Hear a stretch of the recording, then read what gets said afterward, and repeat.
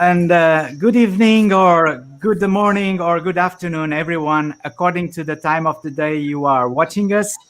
It's really, really great to have you here watching us for this session, Circle of Wisdom, in the next 45 to 50 minutes or so. I'm delighted to have here a number of other colleagues, and we were just discussing before we started the stream now. Is there any specifics on being a virtual facilitator and a facilitator? I hope that we can have this conversation here later on the day here, and also in this circle of wisdom.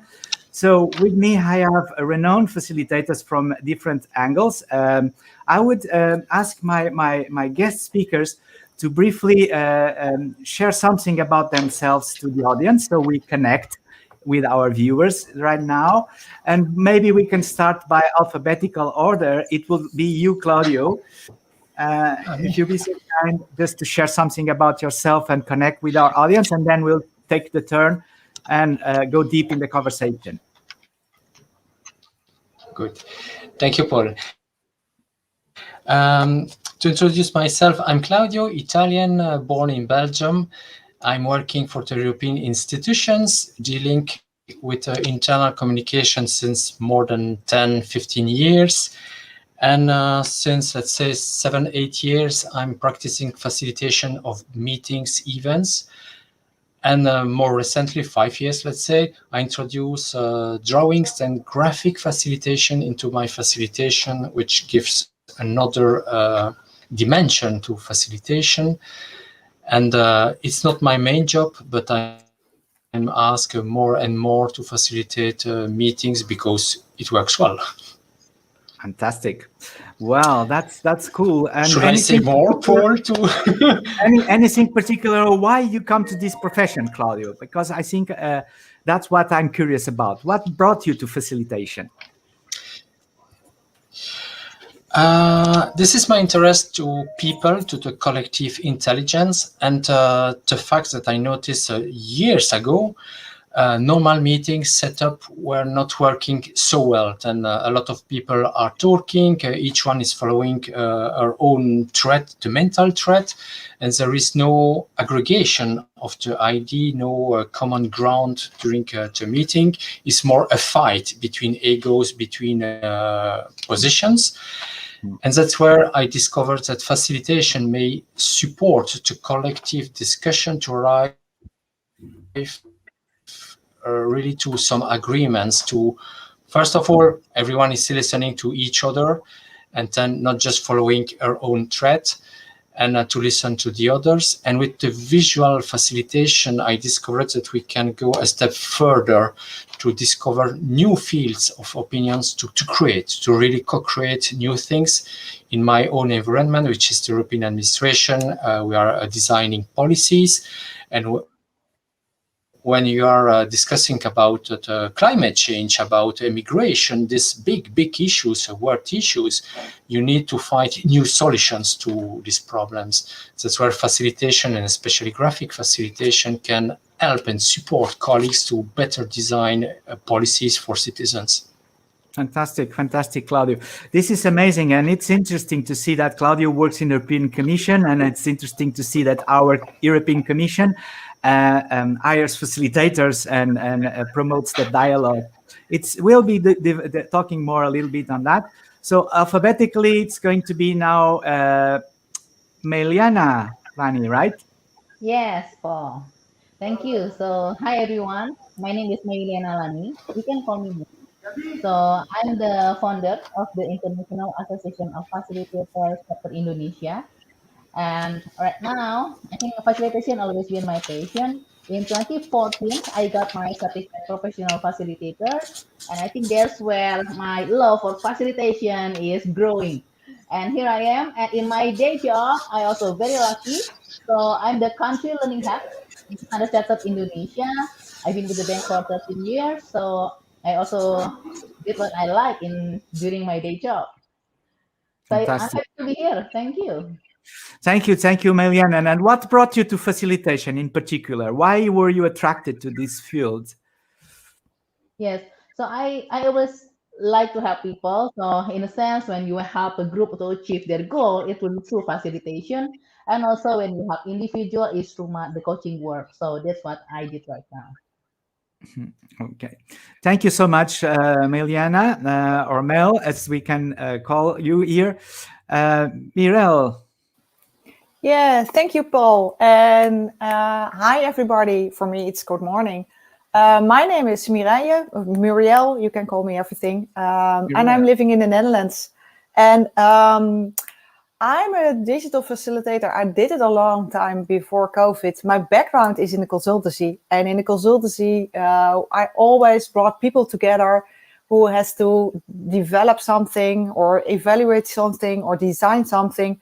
So people with different expertise who had to collaborate with each other. And I think for 6-7 years ago, I started my own company. And then I was thinking, what is the most I liked in my consultancy work? And that is bringing people together, because one person knows something and two persons knows more. And how can you make that more bigger and have those knowledge together? So I started my facilitation I started calling me being a facilitator. And in the Netherlands at that time, it was not very familiar. So that's why I went also to the US, or I searched for a lot of people who can teach me more about the facilitation work, which I already did, but I didn't know it was the name facilitator. And from that moment, I also started with digital facilitation, because the Netherlands and the US, it's not together. It's far away from each other. So I started with digital facilitation at that moment, and I really loved it, connecting with international facilitators and sharing knowledge and doing a big project together. And I can tell you a lot more about it. And then COVID started 1 year ago, or COVID came 1 year ago, and digital facilitation, it's our life.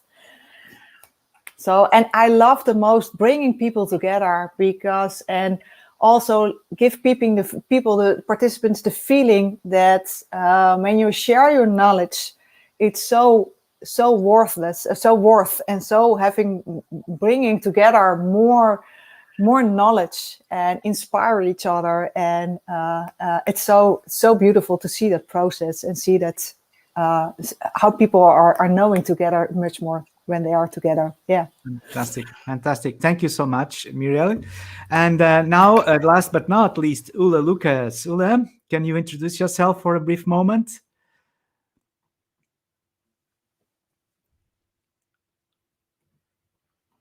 I think you are muted. You are muted. Yeah. Okay, but not anymore. Hey, nice to meet everybody. So my name is Ulla, as Paul just introduced, and I come a company called Housebase, and I come from Finland. And actually, there is a story when I started to really understand how important it's to really engage with people, because I used to work in Nokia for over 10 years ago, and I was traveling a lot. And once I was in New York at the airport of John F. Kennedy, and the plane was late because it was snowing so much. I started to ask from myself, what in the earth I am doing here? I should be at home with my family, and I want to do something else, and something else with my life. And then in my darkest moment in the airport, I decided that when I will get back home, I will quit. And that's what I actually did. And I didn't understand or know exactly what would be my next challenge, but I found it quite soon. And I started to work in an organization called Team Academy. And that was really the place where I understood the power of dialogue, the power of engagement, the power of team learning, and the power of really bringing individuals and people together. And that has been one of my personal journeys, to really understand more and more about people engagement and how people behave when they actually come together, and what are the ways of helping people to find joint solutions and things like that. And then I learned a lot, and then I started to understand that the power of digital engagement, and that was actually the reason why I joined HowSpace, because it really empowers individuals, teams, organizations to actually come together digitally and have a really decent and proper dialogue. So that's my story in a nutshell, and it's nice to meet you all. Thank you so much, Hula. No, this is interesting because now we have here a mix, obviously, of facilitators, and this is, I think, the most powerful technology we can bring to a meeting or organization ourselves, our own persons as a facilitator. And on the other hand, we also need the digital tools, the technology for doing that kind of virtual work that COVID forces a lot of us to be going to the digital world, right? So perhaps we could start with the top of a discussion when we were before in the studio, and Claudio asked, is this about digital facilitation or facilitation overall? And that's perhaps a good debate. Is there a difference between digital or virtual facilitation and facilitation face-to-face? Is there? Who would like to start on this conversation? I think when I want to start, of course, the purpose of bringing people together and facilitate the conversation, that's the same, even if it's digital or even it's face-to-face. But I think there are a lot of, when you go into the process, there are a lot of differences. Of course, how the process looks like, but also I think the most important difference is your preparation. To prepare for a digital facilitator session, it's totally different and took for me much more time when you compare it with a face-to-face session. And I think that's one of the first things came up when you asked this question, Paul. This first came up to my mind. Okay. Anyone else would like to add in something here? Yeah, of course there are differences. So first of all, when talking about digital facilitation, so we are not that strict with the amount of participants. So when we have face-to-face facilitation, typically there is the how much room there actually, how big the space is where we are actually running the process. But in digital environments, you can easily invite hundreds and thousands of participants at the same time. So I would say that's one of those biggest differences. It's interesting. Claudio? Yes, I fully agree with what say Mireille and Ola. The big advantage is you have no limits on the number of participants, and the core principles of facilitation are, of course, the same. Listening to the others will remain the same physically or digitally. You have to first listen to others. But what I noticed, the big difference is the technology, the use of technology. You have much more risk that something will fail because Murphy is everywhere. You can have problem with your mic just at the last minute. You can have all the tests you want the days before.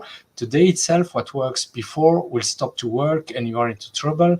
Then you need to prepare backup plans it's amazing. Bandwidth, connection, internet. If you are facilitating from home, you are sure that these days there will be big works into the road and with a lot of noise. Or your kids are at home when it was not planned for them to be home, then it's totally different from the physical world. But everything you can fix all the problems. But what is missing for me the most is the energy of the group, of the room. When you are into a physical space, you can feel the energy of the group. You can feel that something is going well because you feel this positive energy. There's these vibes into the air. And it's quite difficult to have these feelings when just in front of a screen with plenty of small icons of people there. You can see if they're smiling, but often people don't use the camera and you are sometimes alone in front of voices. You don't know what is happening at the meta level. This is for me the big difference, plus all the technological issues. It's interesting. Meliana, maybe you'd like to add something. Yeah, sure. So I agree with everyone, and I think point that I want to add is that we also need to have a very powerful tools platform when we do the digital facilitation.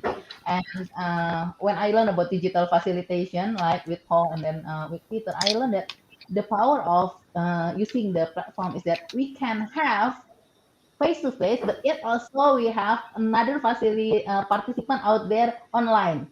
So that's also very interesting, right? So we can combine actually using the digital facilitation. So that another thing that excites me when using become the digital facilitation, because in the face to face it's very limited, right?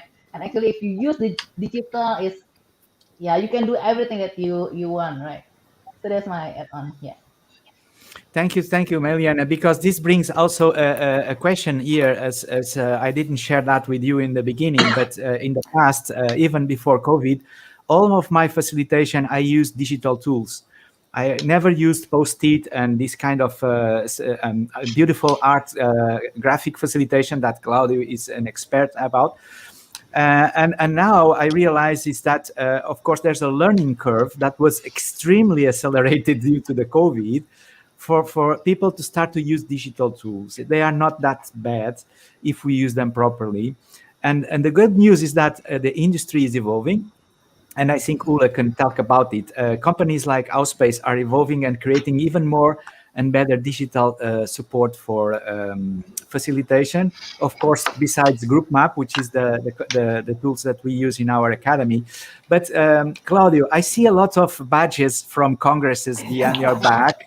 It's interesting because I also have my totem of these badges also. So I connect with you and I think about the value of face-to-face is really tremendous. We can feel the group, we can have this environment. Even if we're traveling for the event, we prepare mentally to go there, right?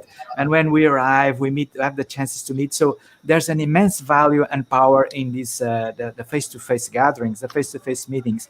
So my question to you, Claudio, and then I go out to all the group here, is, do you think that after COVID, we have the same kind of frequency in having these gatherings, or are companies going to find the real value of video conferencing and reduce these face-to-face meetings? What is your impressions, Claudio?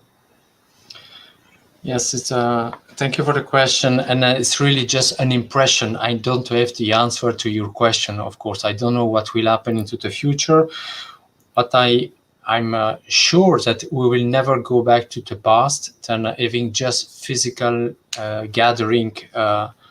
We will have a hybrid world, then meaning we'll have a part of digital, part of physical, and the combination of the two. This is the future.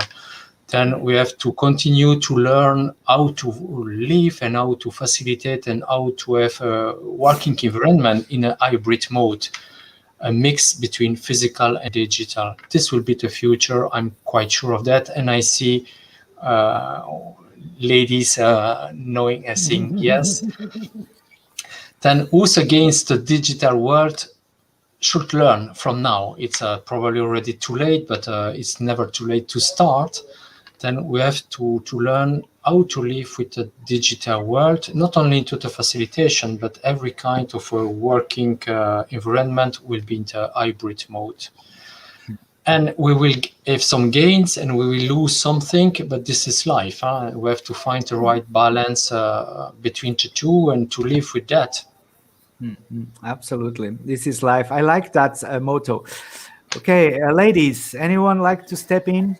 Yeah, I think there are a lot of people are asking, and it is a little bit the same as Claudio was saying. A lot of people asking where are coming back to the normal life, and I think the word is in the back. I don't believe there is a back. I don't see a return to pre-COVID. I think there's a forward to a new future and a new process and a new way of working. And how can we combine the best of digital working with the best of face-to-face working? And I think that will be a totally new process to discover and to explore with each other. And what is the best way of working with combine some people in the office, some people at home, some people in another country, and having the process of collaboration flowing and also include everybody. even if you are with a couple of people in the office and with a couple of participants at home, how can we still include everybody in the collaboration process? And that will be a new exploration we have to do together. What's the best way of working? Fantastic. Emiliana, Ula, do you think it's going to be like a wonderful collaborative world with the hybrid meetings, or are there any challenges ahead? Yeah, most probably there are some challenges ahead, but I think, as Claudio and Mirella said, that there is no way to back to previous world. So I actually saw one survey. Some event organizer asked in the LinkedIn. So how would you like ourselves to organize the conferences in the future? And there were 3 options. So face-to-face, totally virtual, both, so hybrid models. I think the hybrid model got most votes. So basically, it's gonna most probably be something in between. But I still believe, and what I have seen, that the best part of this asynchronous engagement. I think when we work digitally, I think it's really, really great to have this asynchronous processes. So that things that happen actually beforehand, the actual online event. And the things that happens after the actual online event. So I think those are the real powerful ways of building the engagement. So in general, so the 2-hour online session can be much longer, and you get much more kind of better outcomes when you start the engaging before the actual event. So I think those kind of things will be more and more used in the future. Fantastic. Okay, and we have already some comments from our viewers. Thank you so much. Lawrence Philbrook put a comment. Mel, what do you think about this? Is going to be a very easy path ahead, or are going to be any challenges in your view? Yeah, so I agree with everyone. I think going forward, digital facilitation, which meaning hybrid, that you have this face-to-face, but you can also combine with the online, that will be the trend onwards. And looking at the company point of view, I think most of them are already thinking about that. So when doing the training or facilitation, it will be digital, virtual, yeah, and then of course that will cut the budget, etc., the traveling budget. But then if you're talking about challenges, I believe connectivity is still number 1 challenges, because it's throughout the country, and different country have a different bandwidth issue, etc. So that's number 1. Then also number 2 is talking about perhaps language and culture. So if we gather people from different country, different culture, it may also create some challenges if we didn't acknowledge that and know how to manage it. It's true, and we have here one of our viewers, and Ajit said it, a blended approach. I also like this word blended because it's not just the hybrid. It's what you're saying. We can start a little bit online in the beginning to prepare. Then we go on the gathering. In the gathering, we have people remote. That will be hybrid meeting in the gathering. But then the online work and conversations can also go on after the meeting. And this is something that if there's a proper facilitation in the process, is that will be useful. So my question to you is that would the role of facilitators and facilitation become more and more important now after COVID? Yeah, to be honest and to give a first reaction, I think yes. And it's a little bit the same, a little bit about what Ula is saying. I think when we put much more effort in the asynchronous work, what participants can do, our session will be much more for discussion and to explore your opinions. And I think a lot of meetings and also normal meetings in organization are a lot about sending and telling people information and giving presentations. And what if we took more from that sending out of the meeting and do that on an asynchronous way, and having already some investigation and investigate some opinions about it, so that we really have a good discussion. And that's where the role for the facilitator is much more important. so that we use the meetings where we really were together, or the workshop or trainings when we are really together. We use it for discussion, and we use it for sharing our opinions, and we use it for real collaboration, and asking questions and deepening also. And I think now we are doing everything in the meeting: sending, presenting, telling, and discussion. And that's a lot. And that's why we are also very tired and sitting on the Zoom and the Teams meeting and looking to all those faces.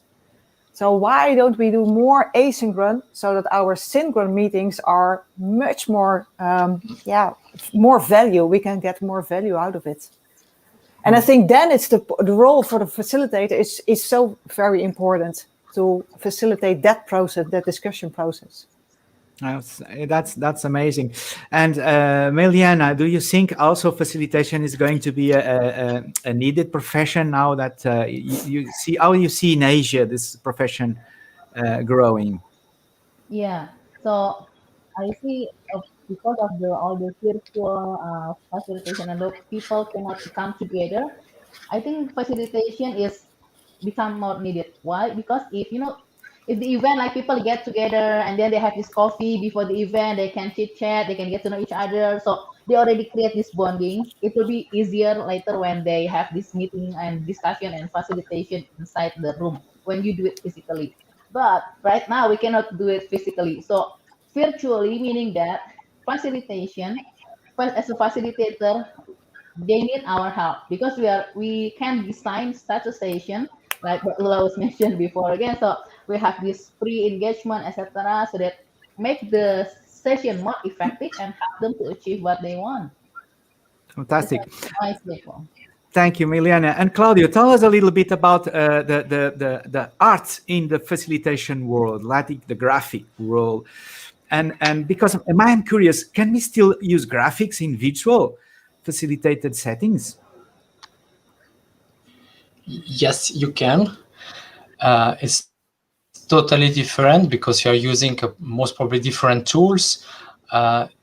Yes and no. The digital tools is there now. When you are online, you can use a tablet, an iPad, and a digital apps to draw and to interact with people.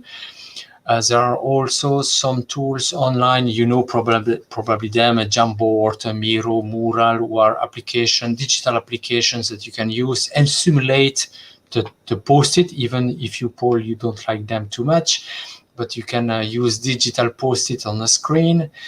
And recently, I really created at home a setup to reuse normal paper and pens with a camera on top of me and with a digital application. And I did on Monday, graphic recording. It was not a facilitation, but participants were able to see lively my drawing growing during the conference. And at the end, I received a lot of feedback, positive feedback, because people say, I was able to see on your work what has been said, and even more than what has been said.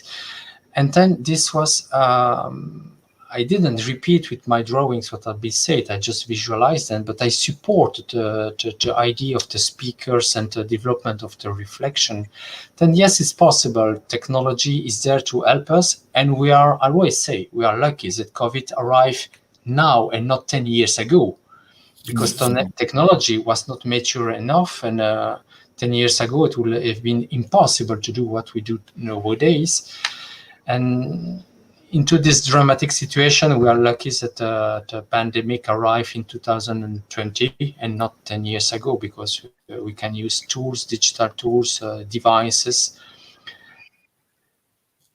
And if we use them smartly, we can do fantastic things. Can you show us on the camera the drawing you were just making? Because I was overhearing you probably making some annotations. Wait, where's my camera? Then it was just to illustrate the hybrid and the face-to-face.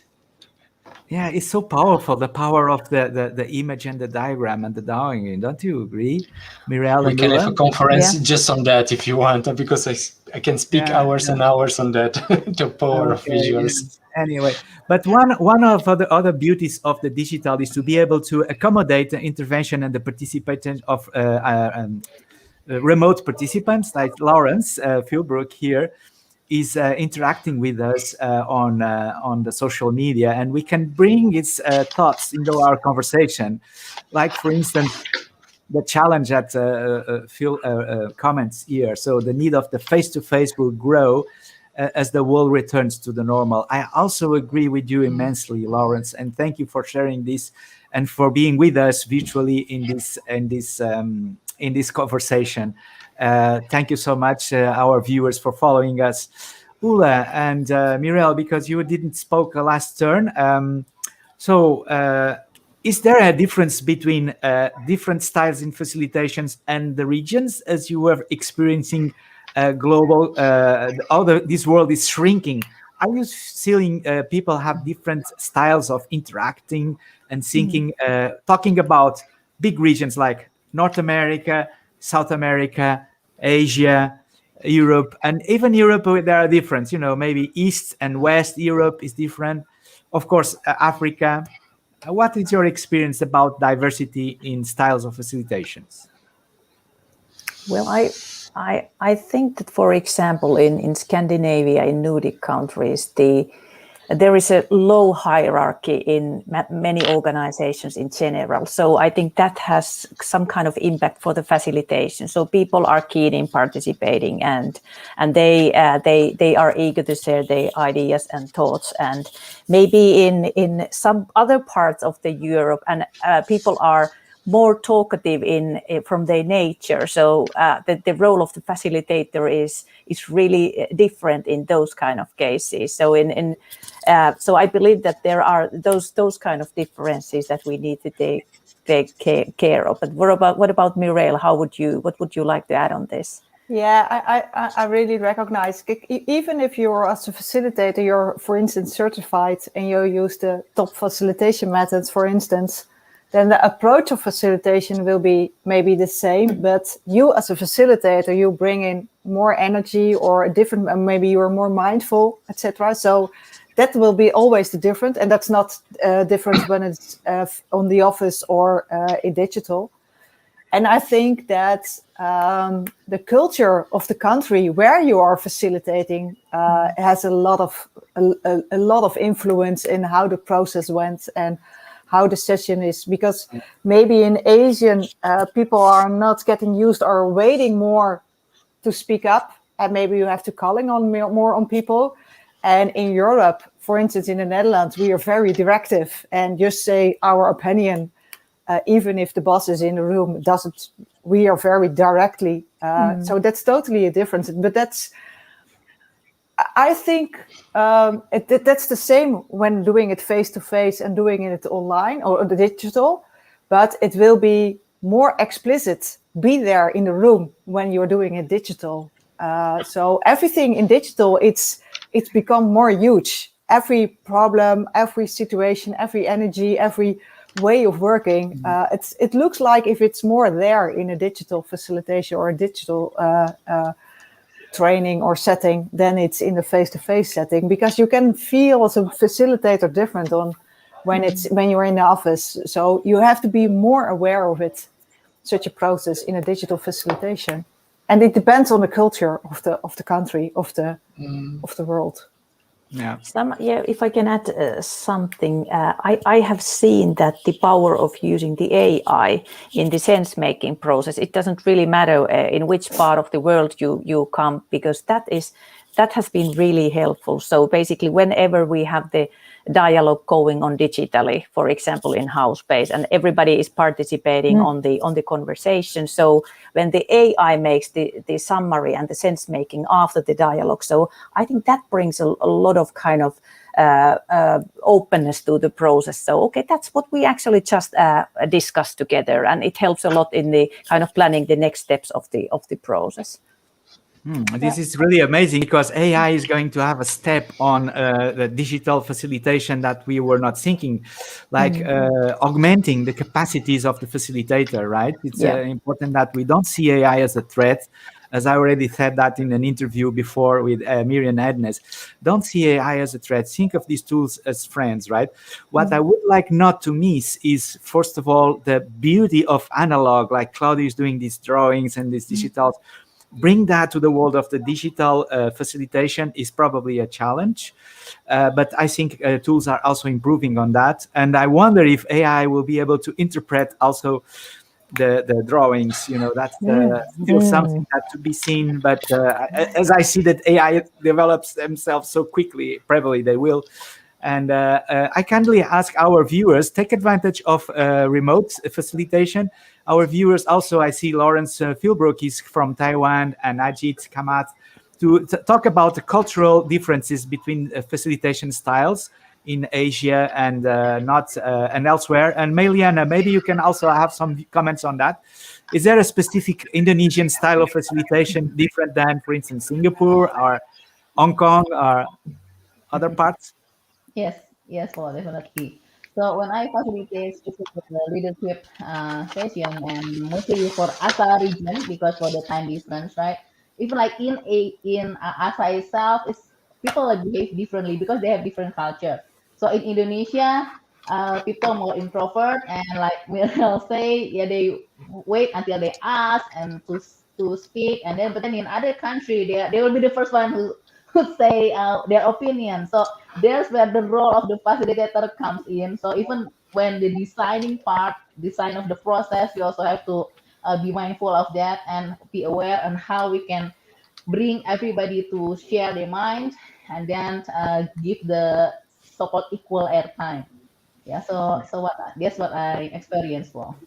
Okay, cool. Okay, so we have already addressed a lot here, and we have 36 minutes on broadcast. And in order to make our show to stick in the 45 minutes so that participants who are not watching us live could then watch us back again, I would step in on what we consider to be the future of facilitation and the future of digital facilitation. So anyone would like to step in on that one?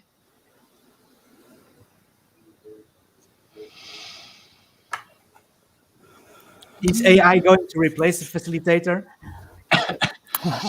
Most probably not. But somehow I think and I believe that this whole facilitation skill, so it's going to be a kind of core skill for in many professions. So also the leaders need to understand the power of facilitation somehow. If we don't have that much face-to-face time, so still we need to lead our employees and our teams online or in digital environment. So how to really take best out of that experience and really develop the competencies for everybody to be at least understanding the basics of digital facilitation. And how about you, Claudio? How see your role in the future?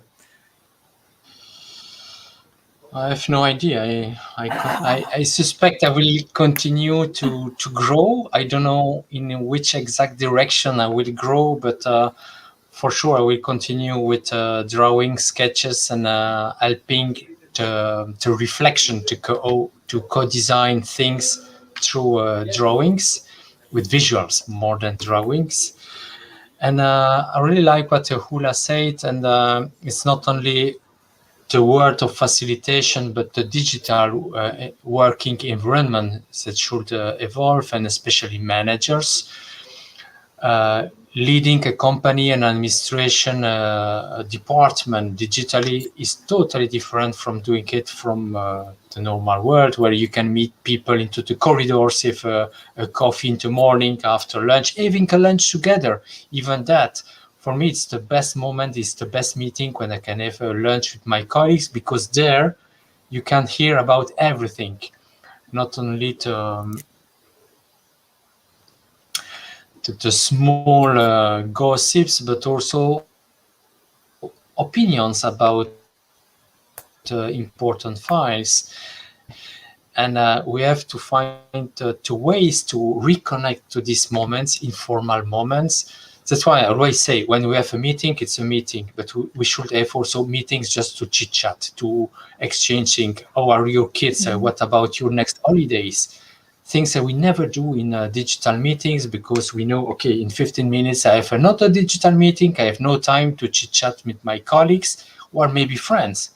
Then from 1 year, I'm totally disconnected from my friends, colleagues, because we don't have a coffee together. Then this is for me the evolution to reconnect at a human level, to be able to work, to be digital workers. Absolutely, yeah. Thank you so much, Claudio, for sharing that. And the chit chat meetings, organizing meetings for chit chat, I think it's a good takeaway that I take from this conversation. Anyone else would like to forecast a little bit about how do you see yourselves in 5 years' time? I think that our role will be developed more and more, not only from technical point of view, because there is a lot more possible which we don't know already. Even 5 years ago, we cannot imagine what we are doing now. So what we were doing about 5 years from now, it could be totally different, technically from technical viewpoint. But I think also we are learning every day more about having good conversation, being a leader in the room, being a leader in the digital room, bringing people which are silent into the room, how to deal with the hierarchy. So I think there will be every time, depending on the culture, depending on the team you're working for, depending on the organization you're working for, there will be a lot of difference which will develop you as a facilitator, even if you are doing a digital, or even if you are doing... For me, every session I facilitate, it's different. It's never the same, never. So that's why we will learning every time more and more, and our toolbox and more skills, not toolbox, but our skills will be bigger and bigger and broader. Yeah. And what are the skills needed for digital facilitation, Miriel and Ula?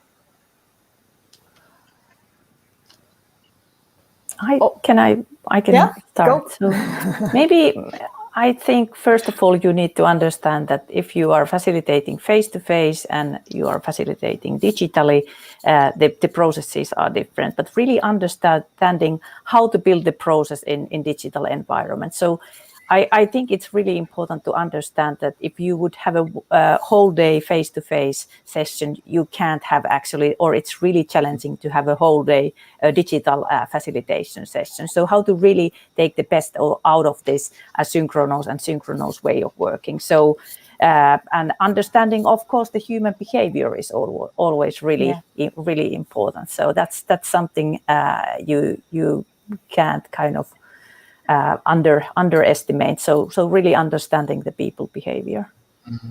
Fantastic. We have also here a good comment from Nuno Monteiro. Is talking about this blending, and I think it's a good takeaway from this conversation that we need to go on this direction of blending the best of face-to-face and the best of digital. And this is probably bringing new skills that we are not yet discovering, but we will do it with our practice.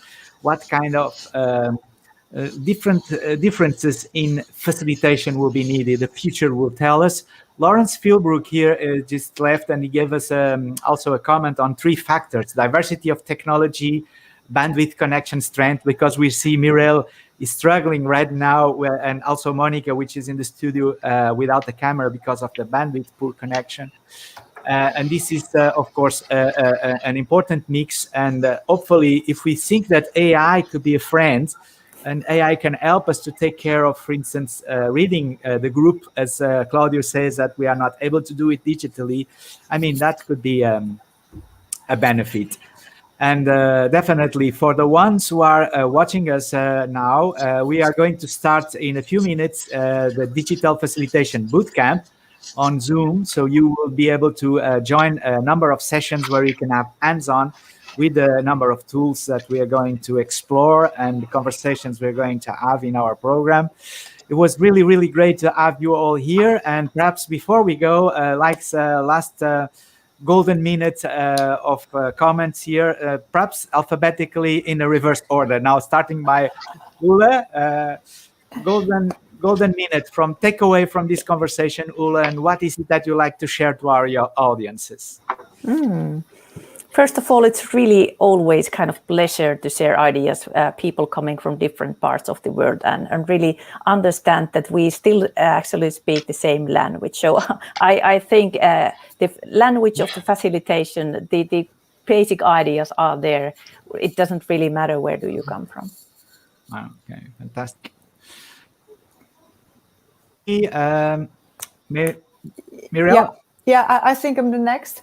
And I'm always, and this also in this setting, really pleased to feel how we can connect to each other. Meliana is in the Asia. Claudio is, I thought, in Europe. Paul, Brussels. You're somewhere else. Oh, Brussels. And we are here together and having a chat. We didn't know each other before. And we have a chat for 45 minutes and we have something in common. And I'm always so pleased to feel the common love for facilitation with a lot of people. Yeah, it's amazing. Thank you so much, Melana. Yeah. Okay, so for all the viewers and facilitators out there, just want to say that your role is become more and more important. So let's continue to promote the power of facilitation and touch the life and give the humans touch in all the facilitation, even though it's digital or virtual. Thank you. Thank you so much. And Claudio, you'll be closing.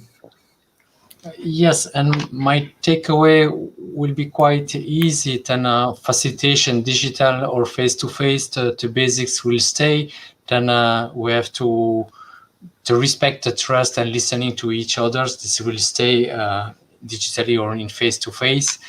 And I really like this concept of blending of the two worlds, and we have to take the best of the two and to continue with that and to continue to learn, because this is a running process to continue to learn and not to look back. Okay, dear friends. So thank you so much for your interventions, for your participation. I think we had a lovely conversation here. And Digital Collab Asia. The show will go on. Let me just share you a little bit of my screen here with the next parts in the program. And you are all, even our guest speakers. So we have just finalized the LinkedIn Live part of the conference here. So if you would like to attend the digital bootcamp, that's going to start with Hector, Pepe, and Peter Lee. Then you need to go to the Digital Facilitation Asia website and go here on the Zoom access. And then we'll connect. It's 12 o'clock CET, which is my time here, but it will be 6 o'clock Beijing and 5 o'clock Jakarta, Meliana. So friends, thank you so much for being here in this conversation with us. And I hope that we will be able to keep this conversation for the next part of the day in the digital bootcamps also. Thank you so much. See you soon. Thank you. Thank you. Bye-bye. Bye-bye. Yeah.